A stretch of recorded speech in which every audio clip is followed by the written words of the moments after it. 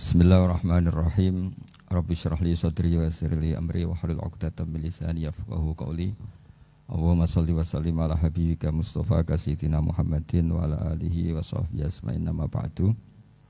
Yang sangat saya hormati Ketua Yayasan Badan Wakaf Habib Hasan Al-Munawwar. Juga di sini ada Bapak Rektor, Pak Bejo, ada Direktur RSI, Bapak Masyudi, para pembantu rektor, para dekan, semua yang hadir saya hormati.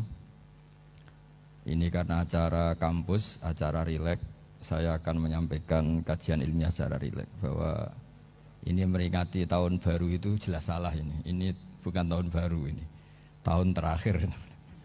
Karena ini tanggal 29 ya. 29. Jadi ini meringati akhir tahun.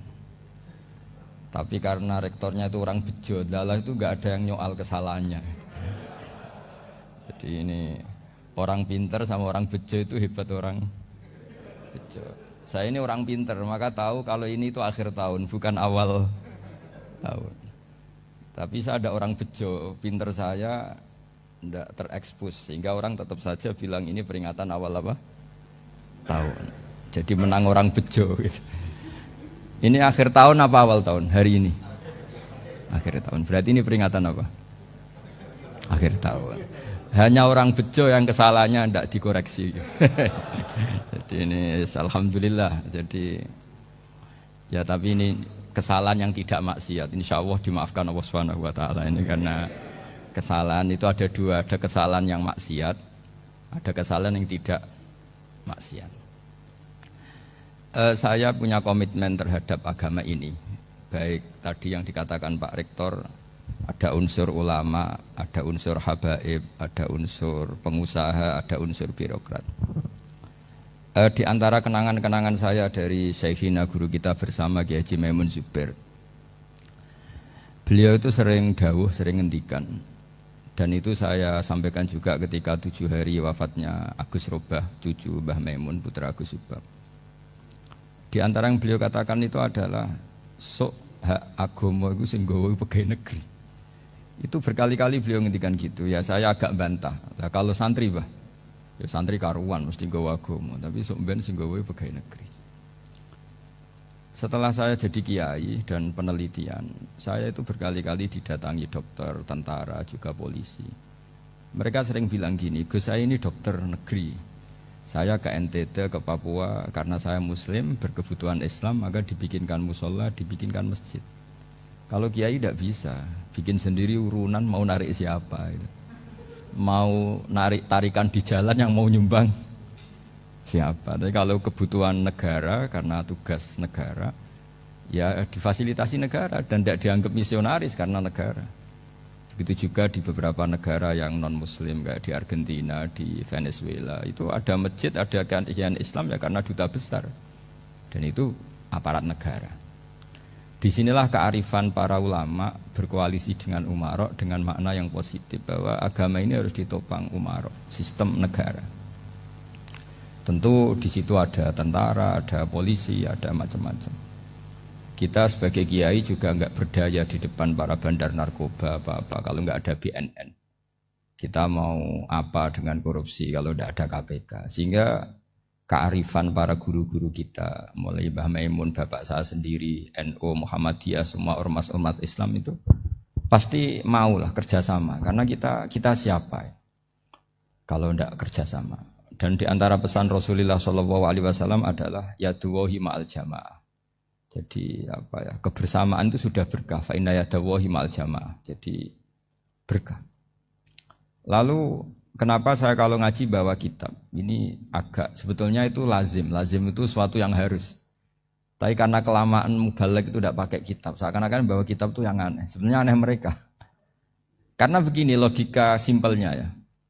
Umat Nabi ini berhak dapat apa coba? Berhak dapat warisan yang paling luhur, paling hebat, paling jernih. Apa itu Quran dan hadis?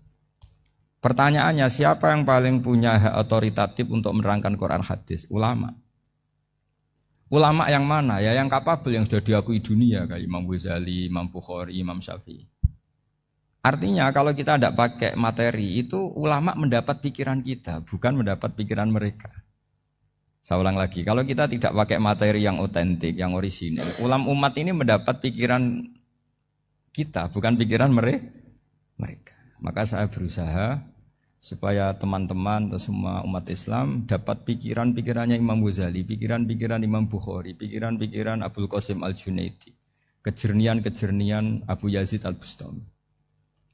Kejernian itu diantaranya adalah misalnya makalah yang menurut saya itu makalah yang super. Jadi untuk ngadepi krisis karena COVID atau karena apalah, itu lama dulu sederhana sekali. Beliau punya rumus yang mungkin jarang didengungkan orang, tapi saya akan kampanye rumus ini.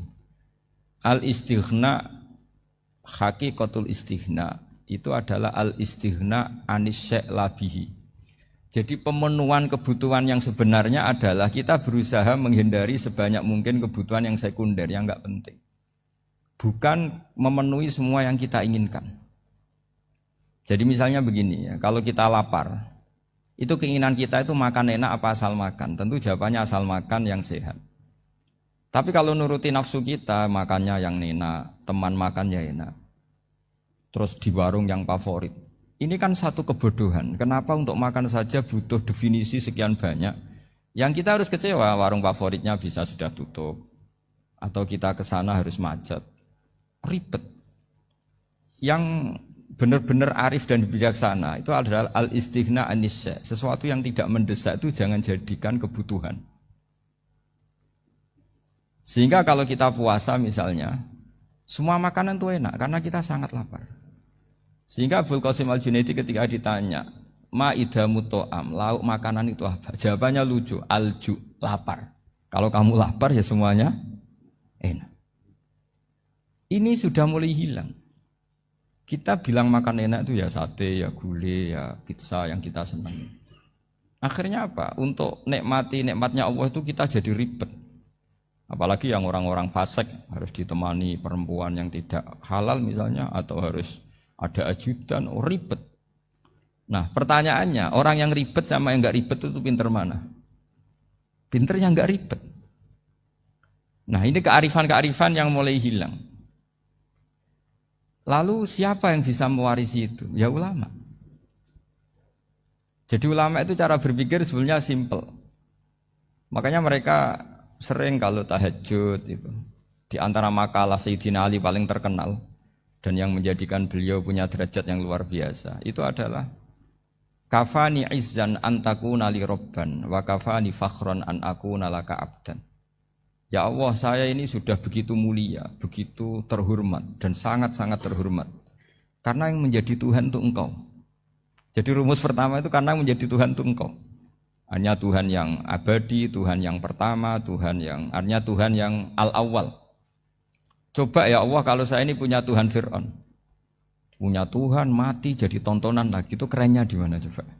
Andaikan kita punya Tuhan Fir'aun, atau punya Tuhan yang asal usulnya manusia, apapun hebatnya manusia itu, kita punya Tuhan manusia itu. Tuhan yang lapar, yang kalau nggak makan mungkin pingsan, mungkin bisa kena COVID, nanti Tuhannya diisolasi. Kayak apa?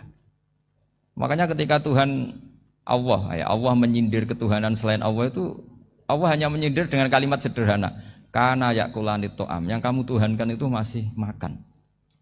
Artinya kalau nggak makan ya lemes. Jadi lama-lama ada orang gini, alhamdulillah tadi Tuhan mampir ke saya, kelihatannya lapar, setelah tak kasih makan sehat lagi. Susah nggak punya Tuhan yang seperti itu. Beda dengan Tuhan kita. Tuhan yang enggak butuh makan, enggak butuh minum, Al-Qayyum, zat yang berdiri sendiri tanpa butuh yang lain. Al-Awwal, sebelum ada langit bumi sudah ada Tuhan kita yaitu Allah. Bandingkan dengan Tuhan-Tuhan yang dipertuhan yang lain, yang adanya setelah bumi, misalnya Fir'aun dan sebagainya. Sehingga Sayyidina Ali pertama jadi kebanggaan apa? Kafani izzan antakuna li robban. Saya ini keren betul, karena punya Tuhan yaitu Engkau. Tuhan yang lahul asma'ul husna, Tuhan yang semuanya punya kebaikan, punya keabadian, punya keagungan. Terus wa kafani fakhron an akuna laka abdan, dan saya bangga sekali karena saya menjadi hambamu. Kalau saya jadi hambanya Pak Rektor ribet kan? Sudah tak hormati ternyata nanti tidak rektor. Ya kan ribet kan? Terus pokoknya ribet. Jadi budaknya manusia itu ribet. Makanya ada seorang wali datang ke temannya yang jadi presiden atau jadi raja. Datang ke situ karena tidak punya uang, mau minta uang karena temannya raja. Setelah sampai sana ternyata temannya ini karena orang soleh pas berdoa, ya Allah saya minta ini, minta ini, minta ini. Terus si wali tadi pulang. Tanya, kenapa kamu pulang? Ternyata dia sama, masih minta-minta kayak saya. Jadi sederhana dia. Sama-sama minta kamu, minta zat yang kamu mintain katanya. Jadi dulu itu orang itu sebegitu dekat dengan Allah.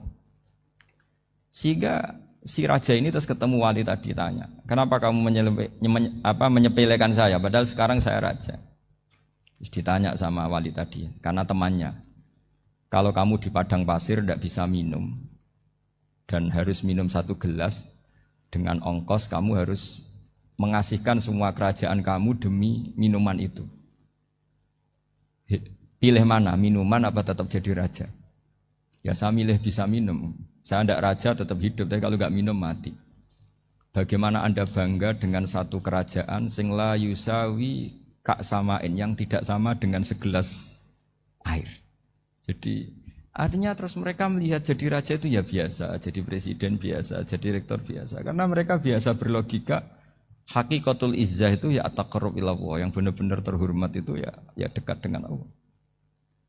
Begitu seterusnya mereka bikin paradok-paradok yang aneh, tapi itu menjadi pelajaran. Bapak saya Ki Nur Salim itu senang baca anekdot Nasiruddin Koja.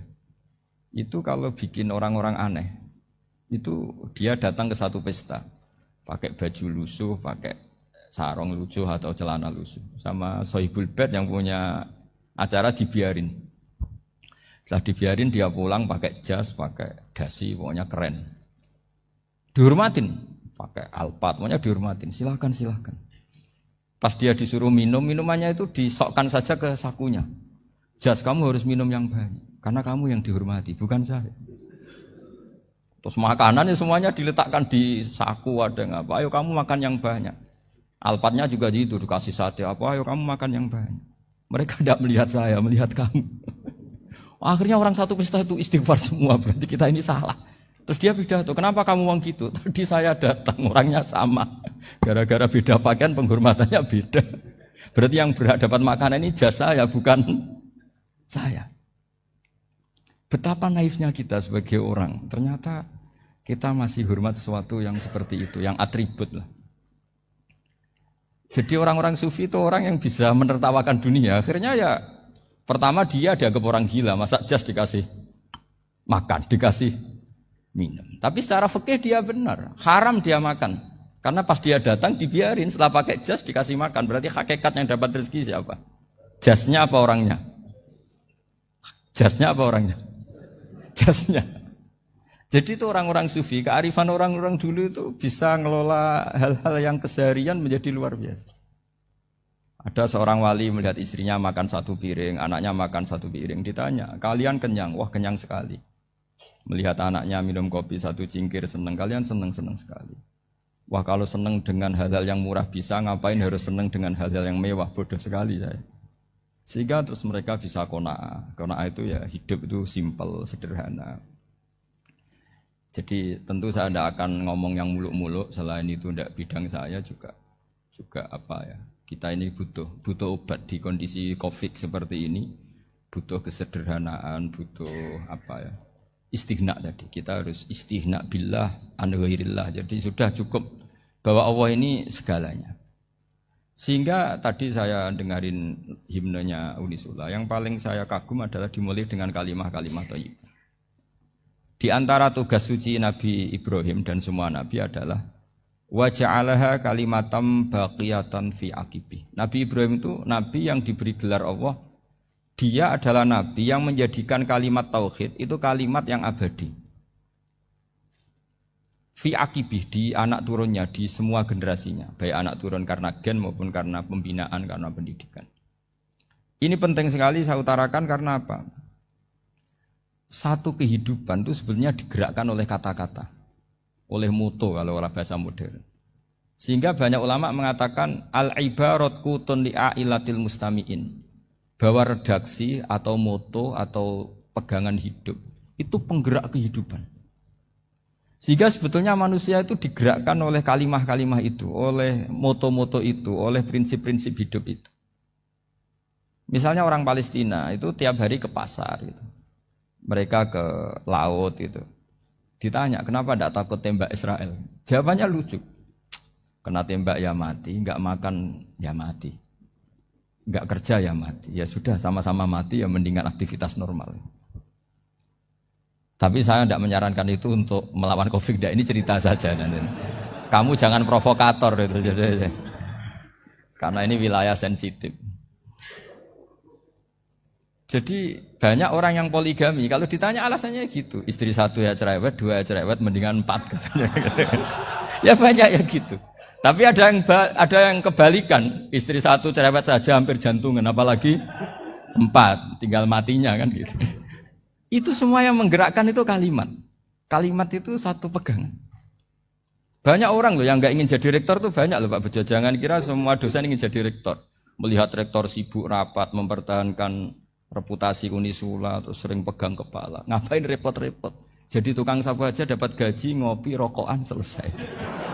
Bodoh amat jadi rektor, mikir orang banyak. Banyak loh orang yang nggak ingin jadi presiden tuh banyak.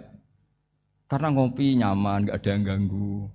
Mau tidur sampai jam 9 siang juga gak ada yang ganggu. Sehingga mereka melihat pegawai negeri itu gak keren, orang kok diatur jam, disiplin.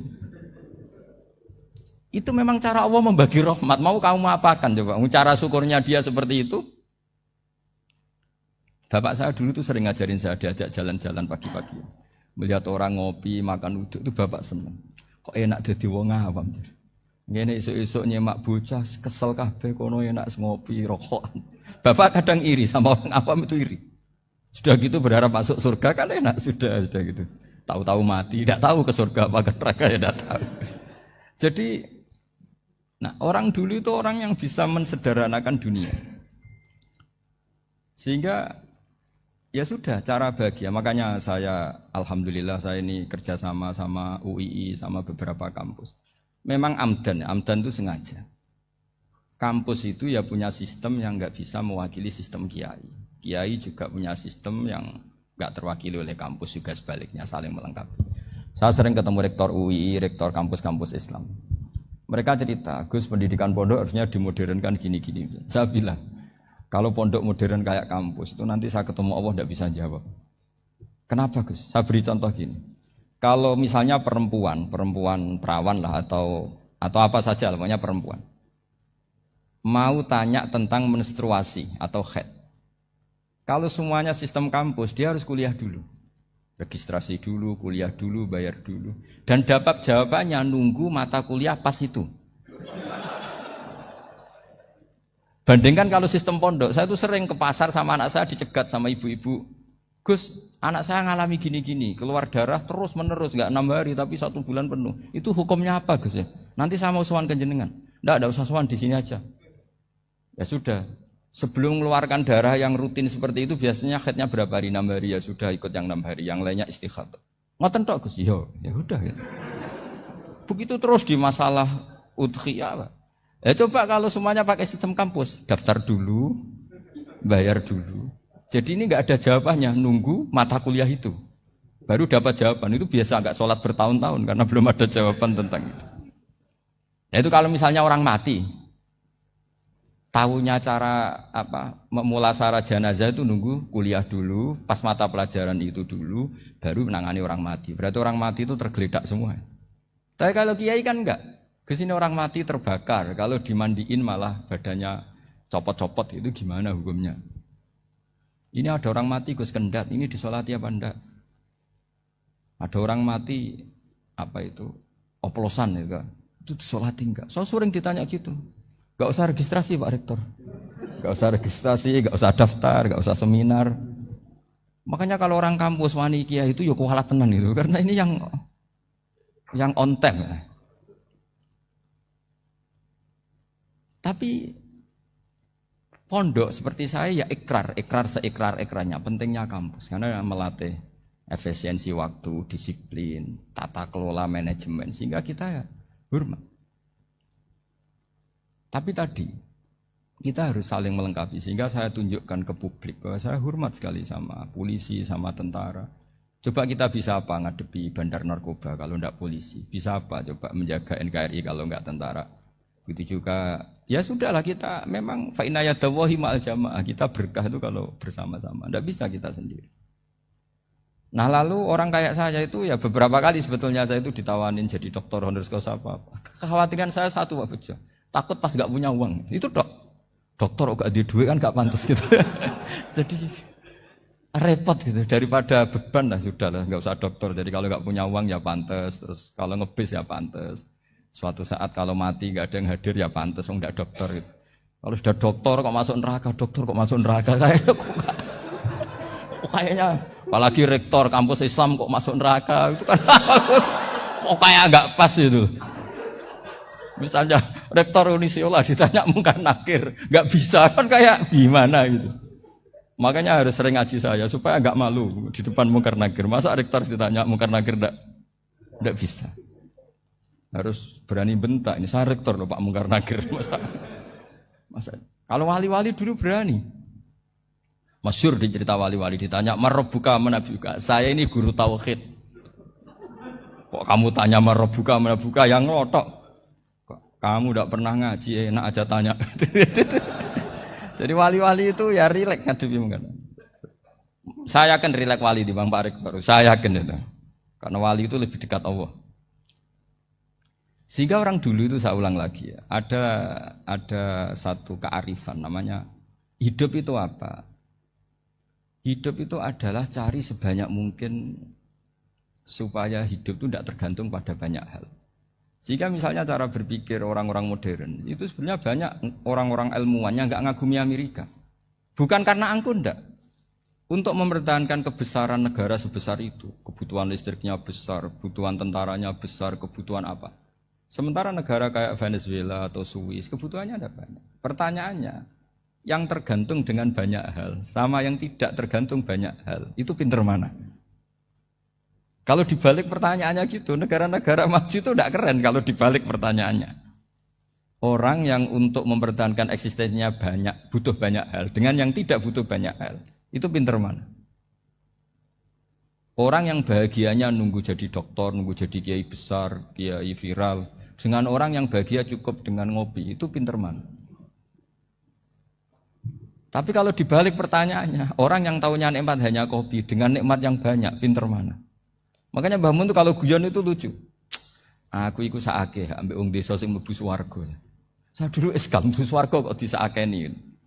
Akhirnya beliau memberi penjelasan. Wong desa iku roe pakanan enak, iku mau kopi mbek uduk. Lah swarga iku mau nuruti sing dikarepno. Akhirnya wis mau mangan, wis ngopi, nguduk, ngopi, ora roh pakanan liyane ku ora roh. Nasi mandi ya ora roh, pizza ya ora roh apa-apa. Terus saya bilang, wah lah niku nak nganti selera tentang wanita cantik. Iku juga sederhana. Rontok pesek ya wis cantik, rontok ireng ya wis. Apa bidadarinya seperti itu karena saking enggak pengalamannya. Jadi surga itu kan nuruti apa yang diinginkan. Kira-kira keinginan orang kampung kalau di surga itu apa coba? Makanan apa coba? Ya nak senengnya ketemel gemblong itu. Artinya malaikat lebih suka nangani surganya orang-orang kampung timbang Pak Rektor. Ini sudah ribet ini. Makanan apa saja sudah harus dicoba. Ya. Terus kalau di mall tahu orang macam-macam, seleranya macam-macam pasti. Enak mana kalau sampai jadi malaikat pelayan surga? Suka ngelayani orang kampung apa yang orang kota? Orang kampung kan? Jadi ya itu guyon tapi itu menjadi pikiran kita bahwa orang yang banyak kebutuhan itu sebetulnya banyak kebodohannya karena menggantungkan kebahagiaannya dengan banyak hal. Makanya Imam Syafi'i ngendikan istighna itu apa? Al istighna anisya'labi. Yang dikatakan kecukupan adalah berusaha sebanyak mungkin banyak hal tidak kamu butuhkan. Bukan memenuhi semua kebutuhan kamu karena nafsu kamu ini tidak ada batasnya gitu. Kalau kamu penuhin nggak akan selesai. Itu ada perempuan yang kurang cantik itu minta doa saya, Gus doain suami saya kaya, terus tak guyonin, terus nggak minta. Kalau suami kamu kaya, yang pertama dirubah itu apa? Rumah supaya rumah saya bagus. Kedua apa? Mobil supaya mobil saya bagus. Nanti yang dievaluasi itu kamu. mobil bagus, Alphard, rumah mewah, istrinya kamu, pasti itu dievaluasi. Langsung enggak usah sudah gini aja kan. Jadi pertama yang dievaluasi itu kaya itu, coba kalau suami kaya itu yang dievaluasi pertama rumah ya, rumah ganti. Setelah itu apa? Mobil. Kira-kira berikutnya akhirnya sudah nggak jadi. Nabi Ibrahim itu pernah minta umur panjang, keren umur panjang. Sama Allah nggak dijawab. Datang orang tua gitu mertamu ke Nabi Ibrahim, terus disuguhi dikasih kurma. Apa itu? Kok kurma apa? Anggur yang sudah matang sekali, sudah dimakan. Setelah dimakan meler keluar lagi, dimakan lagi meler lagi. Terus Nabi Ibrahim masuk lagi ke kamar. Ya Allah, doanya tak cancel. Nanti kalau saya tua kayak itu. Jadi Allah itu enggak jawab langsung tapi ngirimkan itu. Akhirnya ya Allah enggak jadi. Nanti takut itu. Saya pernah ngalami jadi kiai tadi, ada ibu-ibu ya enggak pati cantik lah. Suaminya tuh miskin sekali. Minta doa saya supaya kaya. Bareng tak kasih pertimbangan itu udah enggak usah. Enggak jadi. Jadi itu kearifan. Tapi kearifan ini harus kita tanamkan. Saya enggak bisa membayangkan Indonesia yang besar ini andai kan enggak ada qanaah. Nerimo ing pantum. Coba sekarang ada Covid. Andai kan Indonesia tuh kayak Perancis. Saya beberapa kali punya tamu orang yang hidup lama di Perancis, bahkan dapat istri orang Perancis. Itu dulu gak begitu mencintai Indonesia. Tapi setelah di Perancis 2 tahun, wah Indonesia hebat. Di Perancis itu kata dia kalau cerita, semua kebutuhan masyarakat itu dibebankan ke negara. Apa saja minta negara, apa saja nyoal negara. Sementara Indonesia, coba kalau Indonesia mengalami seperti ini kok tidak ada qanaah rimo ing pantum, bisa kios Indonesia. Orang miskin nyalahkan negara, kelaparan nyalahkan negara, apa saja. Tapi barokahnya dididik kiai, jogeman nyalahno wong liya. Urip pun romo ing pandum, diame. Sampai gak ngerti kalau Covid. Banyak tuh orang-orang kampung itu, orang lugu-lugu itu. Mbah niki saking Covid, salam ning Covid, muga-muga umure panjang. Dikira Covid itu nama orang yang ahli sosial itu. Mbah niki dana saking Covid. Matur nuwun sampekno salamku muga-muga umur panjang. Bingung kan yang nganterin ini. Ini gimana yang mau menjelaskan? Memang enggak paham. Ribet kan. Tapi saya pastikan bahwa dengan keadaan seperti ini kita bahagia, kita stabil, itu jelas barokahnya kalimat tadi, moto tadi atau pegangan hidup tadi. Makanya disebut al-ibarat qutun li'ailatil mustami'in, bahwa redaksi atau kata-kata atau pegangan atau filosofi hidup, apalah namanya itu adalah penyemangat. Penyemangat. Karena kata-kata ini memang luar biasa. Ketika sahabat perang demi kebenaran, zaman itu ya pasti benar karena yang dibela Nabi. Dulu itu kan enak zaman Nabi, yang dibela mesti benarnya, musuhnya mesti salahnya. Sehingga dulu itu memang harus tegas. Kalau sekarang mau tegas gimana? Yang kamu bela tidak mesti benar, musuhnya tidak mesti salah. Ribet kan kalau misalnya saya tukaran sama Pak Rektor, kamu mau bela mana kan bingung. Saya tidak mesti benar, saya tidak Nabi. Pak Rektor apalagi tidak mesti benar lagi kan? Ribet kan? Jadi kalau kita mau perang sekarang itu mau pede gimana? Enggak. Makanya banyak ulama sekarang tuh mau tegas tuh enggak berani karena ya banyak hal yang abu-abu lah wilayahnya. Misalnya pilihan presiden atau pilihan bupati, pilihan menteri. Kamu mati-matian bela itu, yang kamu bela tidak mesti benar, musuh kamu tidak mesti salah. Misalnya pilihan bupati, wah ini kabupaten ini baik kalau bupatinya ini, yang satu bilang ini, terus tim suksesnya kamu tanya, kamu yakin? Ya tidak juga. Lah kenapa semangat? Kan saya botohnya paling alasannya ya itu aja, bukan yang lain. Beda dengan zaman Nabi, nabinya mesti benar, Abu Jahalnya mesti salah, kan enak aturan mainnya jelas. Singkat cerita dalam perang itu banyak sahabat yang alami luka, ngalami apa gitu. Kemudian curhat ke Nabi, ya Nabi gara-gara derekkan jenengan, ngikuti jenengan saya harus ngalami seperti ini. Ngiranya orang itu diapresiasi sama Allah keluarnya. Ternyata sama Allah gak diapresiasi. Malah diturunkan ayat intakunu ta'lamuna fa innahum ya'lamuna kama ta'lamun wa tarjuna minallah ma la yarjun. Kalau kamu sakit karena perang, orang-orang kafir itu ya sakit, itu saja berani padahal demi kekafiran. Wa tarjuna minallah ma la yarjun, padahal kamu punya nilai lebih, yaitu berharap kepada Allah yang mereka tidak punya. Saya jadi kiai itu ya kadang mangkel. Karena yang benci ya benci, yang seneng itu ngel-ngel loh kayak Pak Bejo. Jadi semuanya ribet. Lah iya, yang benci ya ganggu, yang seneng ya ganggu, tambah nemen. Seribet. Tapi kalau sudah ingat bandar narkoba, mereka berhadapan dengan polisi, kadang ditembak karena kesalahannya terlalu fatal. Antar persaingan mereka juga bisa tembak-tembakan karena merebut pasar narkoba. Itu saja mereka berani. Kok kita yang jadi kiai kadang dicium tangannya, dihormati gak berani, hanya takut musibah-musibah kecil lah, atau problem-problem kecil. Lah iya, kalau kita bandingannya gitu. Kalau kamu mau tahajud kedinginan, itu masih nanti dihisab Allah itu gitu. Maling ayam itu keluar malam-malam, hanya dapat ayam. Itu gak takut dingin. Ya gak takut digebuki masa. Kamu mau tahajud saja takut dingin. Makanya nanti hisabnya orang soleh itu nanti dijajarkan orang dolim. Terus diperbandingkan. Wah itu habis kamu kalau itu. Jadi misalnya Unisula mau rapat, tapi ini malam, kalau malam dingin nanti sama masuk angin. Anak-anak pang di perapatan aja berani kamu. Kalau sudah perbandingannya gitu tuh ribet kita nanti. Makanya itu kalimat itu moto atau filosofi hidup. Sehingga diulang lagi nasihat itu. Iyam saskum korhun faqad masal qoma korhum mislu. Kalau kamu kena luka, orang-orang yang enggak benar juga akan kena luka. Itu aja berani demi ketidakbenaran. Masa kamu demi kebenaran enggak berani? Akhirnya orang itu, ya itu kalimat, itu heroik. Makanya kita ini penting ya, makanya tadi himne Unisula dimulai kalimat thayyibah. Karena kalimat ini yang menjaga kita, kalimat ini. Misalnya tentang Tuhan. Kenapa orang Islam imannya kokoh seperti ini, termasuk yang sudah hidup di Amerika, di Australia, di mana-mana. Itu ya barokahnya ajaran atau barokahnya kalimah. Saya sebut kalimah saya pakai bahasa santri.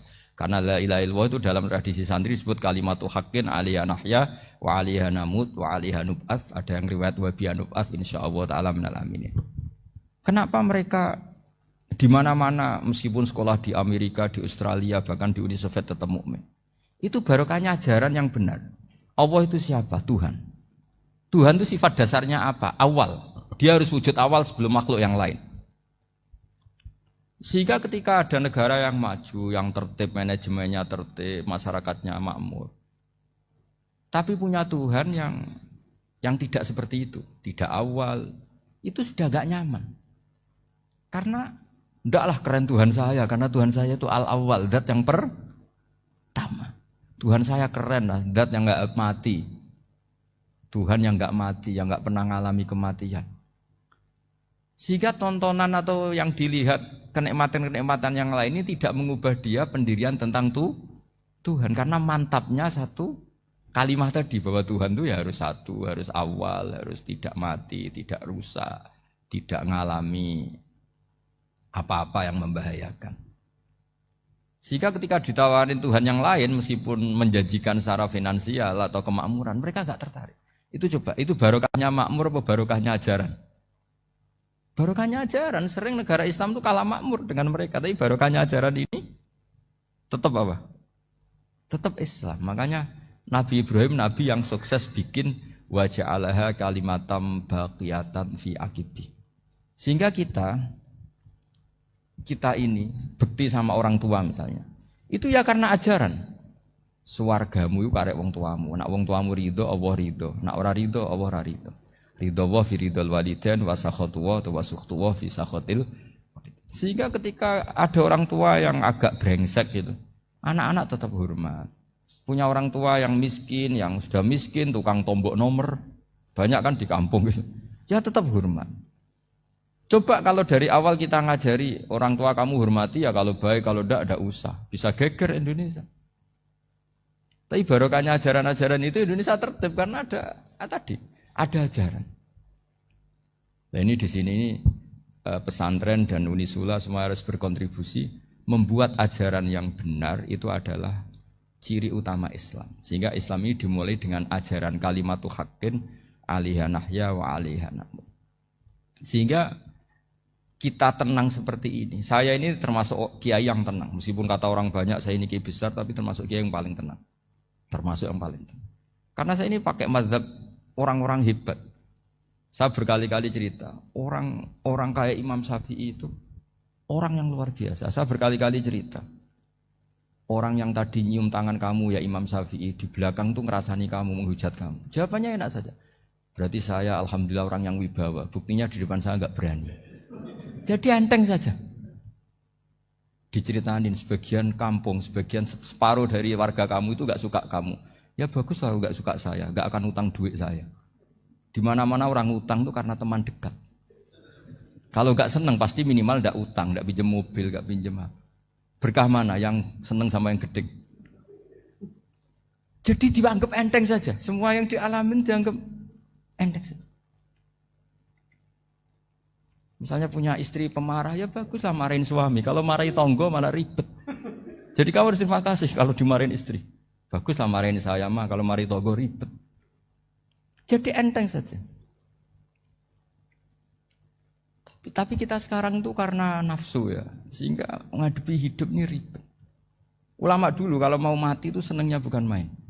Sudah lama saya ini ingin gak maksiat. Kayaknya gak maksiat paling efektif itu mati. Ya tidak apa-apa Gusti, kalau sebaiknya mati ya mati aja. Enteng saja. Jadi melihat kematian itu akhir dari segala keburukan atau potensi keburukan. Apapun baik kita sekarang, suatu saat mungkin kita gak baik. Yang bisa menghentikan ketidakbaikan atau potensi ketidakbaikan itu apa coba? Mati kan?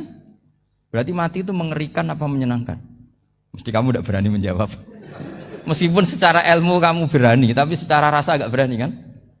Saya ulang lagi ya, yang bisa menghentikan keburukan atau potensi keburukan itu apa coba? Apa? Kematian. Berarti kematian itu menyenangkan atau menyusahkan? Apapun kamu tidak berani jawab karena kamu agak-agak duniawi itu kelihatannya. Tapi secara ilmu, kamu tahu kan kalau mati itu tidak buruk-buruk banget. Karena apa? Itu akhir dari segala keburukan.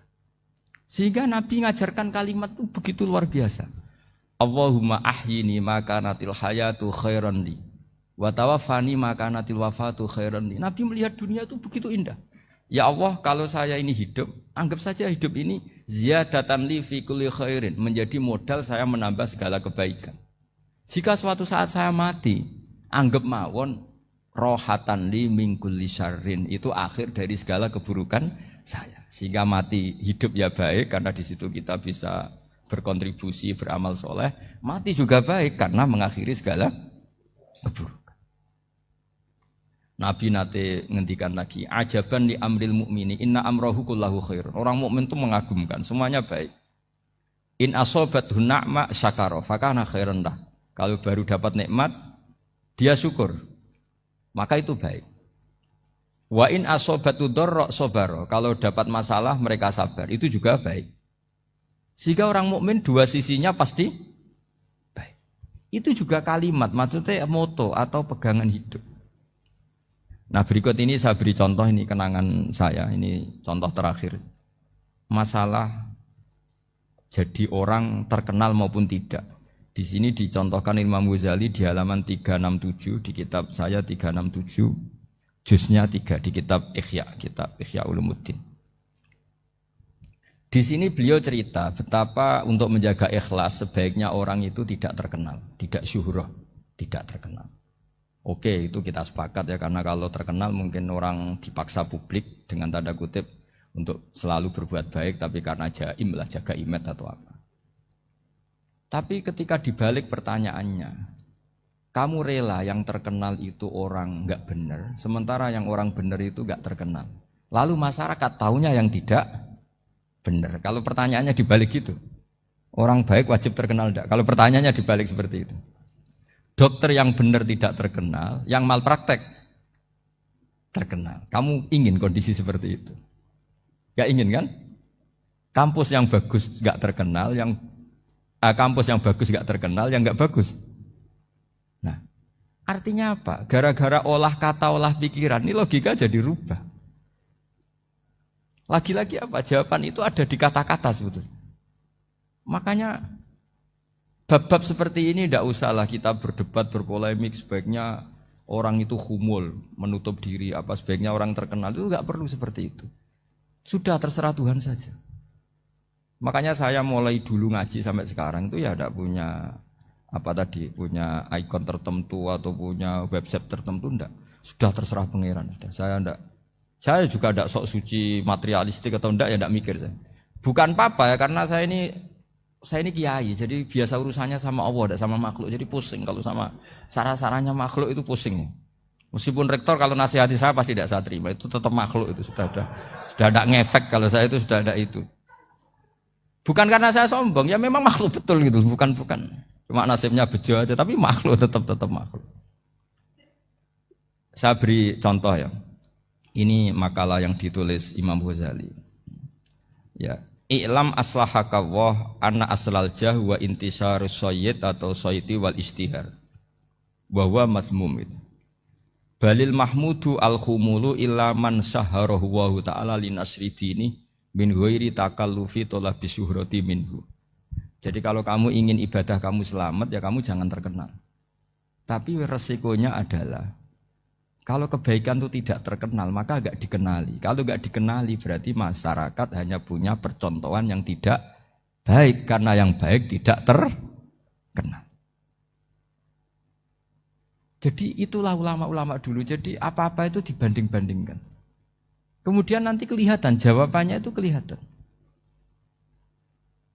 Jadi ulama dulu itu biasa ngarang misalnya afatun nikah, sisi negatifnya nikah, harus ngurmat istri, harus macam-macam, kalau terlantar itu ya dosa. Seperti tadi Pak Marsudi cerita, kalau orang ngapalkan Quran itu takut lupa, kalau lupa itu jadi dosa. Pertanyaannya, kalau semua orang takut lupa, takut dosa, semua orang nggak hafal Quran karena potongan-potongan lupa. Cara berpikir tidak seperti itu. Kalau berpikir ya namanya hafalan, ya inginnya hafal, kan nggak ingin lupa. Lah nanti kalau takdirnya lupa karena hal-hal yang dimaklumi oleh syariat itu nggak yang termasuk dosa. Yang dosa itu lupa takliwiri udrin syar'iyin, lupa yang tidak ada sebab yang apa?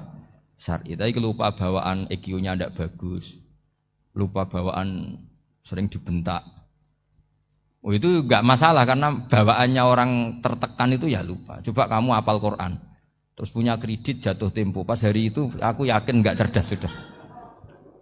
Itu bawaannya orang tertekan itu pasti lupa. Jadi ya saya teruskan ya. Jadi terus ada makalah yang sangat bagus sekali tentang itu. Saya baca ya. Wa yadullu ala dzalika anna Allah azza wa jalla amaral anbiya'a bi idharil amali lil iktida wa khassahum bi mansibin nubuwah. Wala yajuzu ayyudhanna bihim annahum khurrimu afdhalal amalen. Jadi orang yang terlalu mendewa-dewakan khumul itu menutup diri. Oke, itu baik karena dengan khumul, dengan menutup diri Anda tidak riya, Anda tidak pamer. Tapi kata Imam Ghazali, kamu juga harus ingat, di antara syaratnya Nabi itu harus mengumumkan kalau beliau itu seorang Nabi. Harus memaklumatkan kalau beliau seorang Nabi supaya bisa diikuti. Caranya sholat harus diumumkan. Sehingga Nabi itu mengatakan harus jamaah.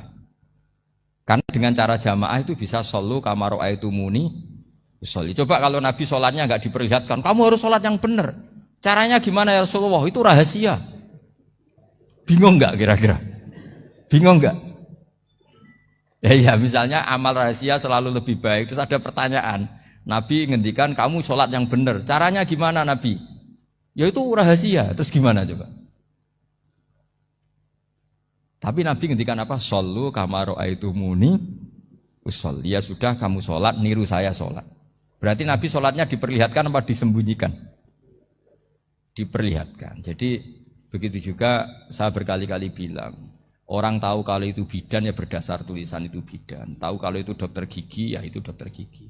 Jangan sampai gara-gara tidak ada tulisan mau beli alat bangunan di dokter gigi, mau periksa gigi di toko bangunan. Gara-gara apa? Nggak ada maklumat. Nah, di sini ulama-ulama selalu memaklumatkan dirinya.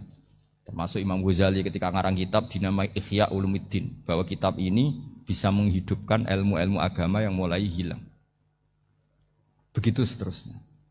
Jadi ini ngaji ya, jadi orang itu harus ngerti ya, jadi jangan nuruti emosi sendiri atau logika sendiri. Bahwa saya suka humul, ya monggo, agama Islam menyediakan sarana itu. Uzlah itu ya punya sisi kebaikannya sendiri.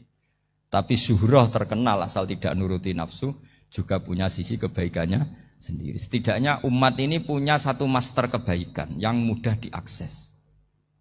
Tapi tadi saya ulang lagi, jangan karena hadun nafsi, jangan karena kepentingan pribadi. Makanya di sini disebutkan wa yadullu ala dzalika ay ala syuhrah anna wa ta'ala amarul anbiya bi dzaril amal lil iktida. Allah selalu memerintahkan para nabi kalau ngamal kebaikan ya harus dimunculkan supaya bisa ditiru. Yaitu tadi kita tidak bisa bayangkan kan kalau misalnya Nabi menyuruh kamu harus sholat yang benar, kemudian sholatnya Nabi sembunyi. Lalu ditanya, Nabi saya niru siapa? Wah itu rahasia, kamu nggak boleh lihat sholat saya, saat takut tidak ikhlas. Ribet kan? Sehingga jamaah itu statusnya tetap harus. Nah bedanya harus ini ulama berpendapat harus yang apa? Fardu kifayah. Tapi fardu itu maknanya harus. Tapi bukan berarti kalau nggak jamaah sholatnya nggak sah, nggak. Tapi statusnya jamaah itu tetap apa? Harus. Nah barokahnya harus ini orang yang baru sholat, sholatnya langsung benar karena ada yang diikutin. Coba kalau mantan dukun baru sholat terus sholat sendiri, itu mesti mirip mantra. Karena dia tidak ada master percontohannya. Tapi barokahnya ada master, orang paling bodoh pun kalau sholat ya benar. Karena standar ada komandonya, ada imamnya. Sehingga Imam Ahmad malah berpikir keras. Syarat sahnya sholat itu harus jamaah. Cara pikirannya Imam Ahmad. Keras sekali beliau. Sehingga kalau orang sholat sendiri kok ada orang lain yang maunya berjamaah harus bayar, orang itu harus bayar. Demi sahnya sholat. Itu madzhabnya Imam Ahmad. Tapi kalau madzhab Syafi'i hanya mengatakan itu fardu kifayah. Yang kalau satu komunitas gak mau melakukan semuanya apa? Dosa. Ya jadi ini sebelum sesi ringan tanya jawab, hanya 2 saja tanyanya, nggak boleh banyak-banyak, nanti nggak pulang-pulang saya. Jadi tak baca lagi biar dapat berkahnya Imam Ghazali.